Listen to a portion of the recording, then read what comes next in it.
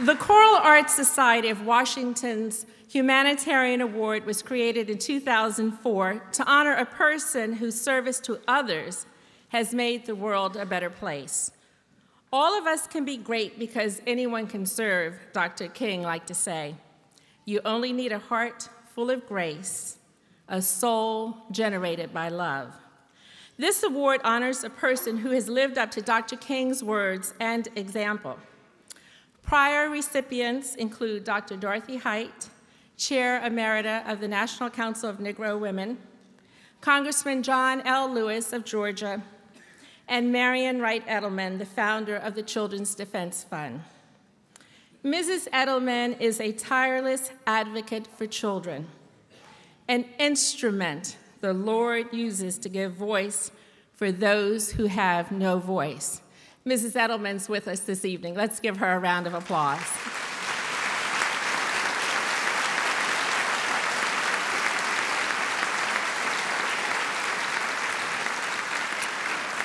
This year, joining the illustrious group is the Honorable Harris Wofford, former senator from Pennsylvania, a passionate advocate of citizen service, and a tireless crusader for civil rights. Ladies and gentlemen, please welcome the former senator, Mr. Harris Wofford.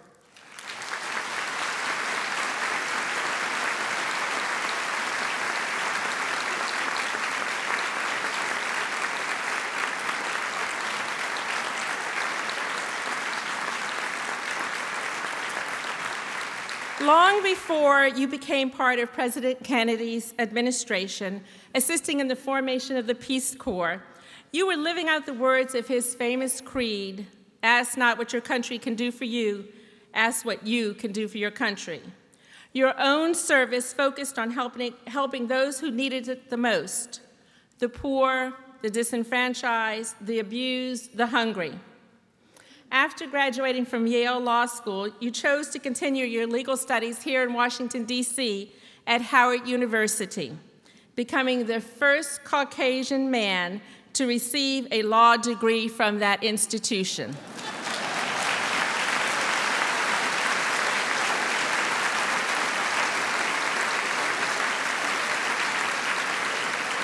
You say it was there that you deepened your empathy for African Americans, and in the foreword of your book, Of Kennedy and Kings, your friend Bill Moyers wrote that yours is the most principled life he has known. You were witness to the major events and issues of the mid-20th century America had an insider's role in shaping some of those events. You've walked with the mighty, but you've cared for the weak. You were at the march from Selma to Montgomery. You were in the villages of Ethiopia. Not only a vital presence among your own generation, but as the president of two academic institutions, the State University of New York at Old Westbury and Bryn Mawr College, you have guided and influenced younger generations. When Dr. King spoke to young people, he urged them to make a career of humanity, and you are the embodiment of that message, Senator. We are deeply honored to have you with us here tonight, and I'm privileged to present you with the 2007 Choral Arts Society of Washington Humanitarian Award.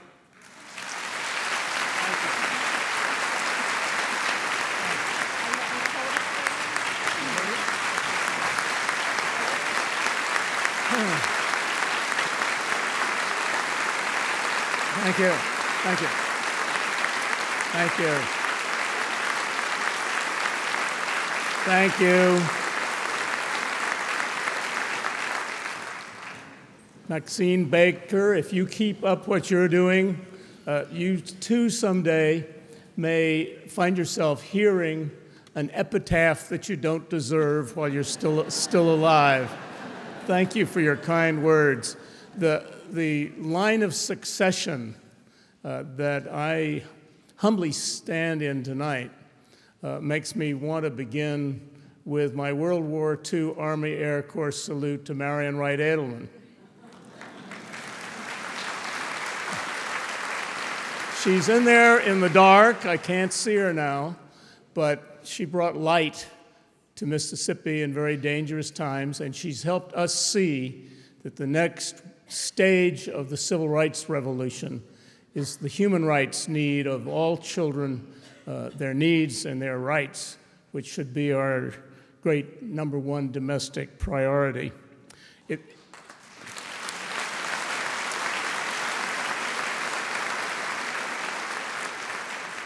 My predecessors here, Dorothy Height, who stood so tall in Martin Luther King's time and in all the years since, and John Lewis, the true hero on the bridge, who marched and was beaten and who is not stopped and is at work for all of us in the Congress of the United States today.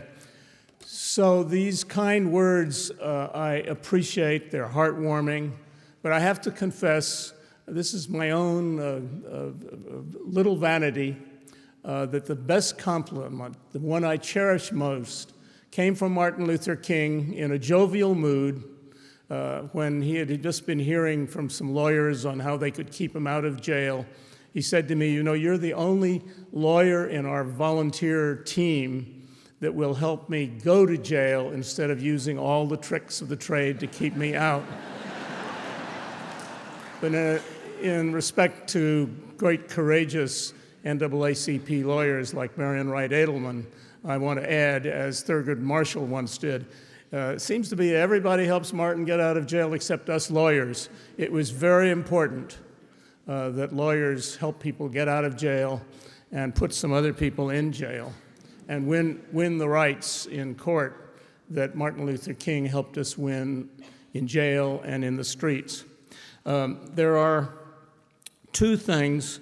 Leon Harris, I am including you in my thanks for, I couldn't hear everything you said, so I won't try to correct the exaggerations.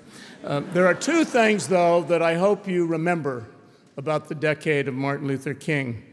The first is that the two chief goals that he kept us on, like James Carville saying, stick with the message, was to end public segregation in all parts of American life, all enforce public segregation, and to win the rights to vote for all Americans. And we did. John,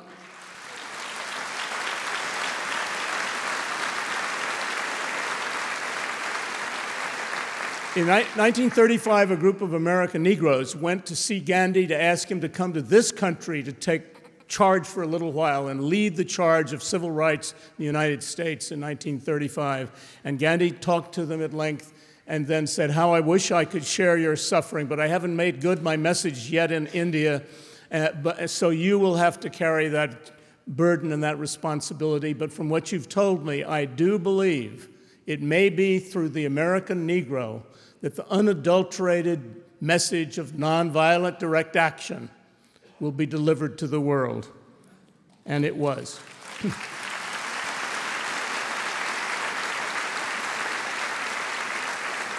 And young people should come to know and appreciate that victory at a time when there are plenty of defeats. The second thing to remember about that decade is that at the end of it for Martin Luther King, if you listen to his last sermons, his message was, I've been to the mountaintop, but there's a lot more climbing to do. I've seen the promised land. I probably won't get there, but we have to climb the mountains of race and poverty and lack of opportunity for education to make all, that great American word, a reality for all Americans. And then just a little, please remember two great women, without whom I don't think we would be celebrating Martin Luther King today. First is Rosa Parks.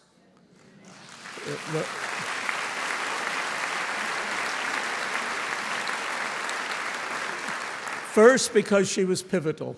If she had not said no on that bus, Martin Luther King would not have had the occasion as a 26-year-old preacher being asked to chair a one-day boycott, to pick up the torch of nonviolent direct action and carry it forward in this country.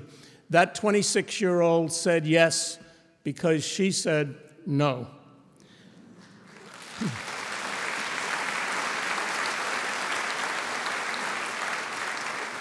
And if there hadn't been the Montgomery bus boycott to lead, I don't know that even the silver-tongued young pastor would be we'd be singing about him today.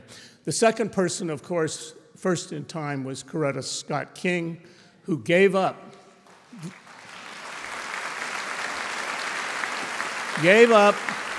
a professional career in music where she would have been among these great singers on this stage today in order to fulfill the love that she and Martin Luther King came to have, to build a family, and to be at his side in action and in service throughout her life. And I'll close with a little story of the first time my wife met Martin Luther King.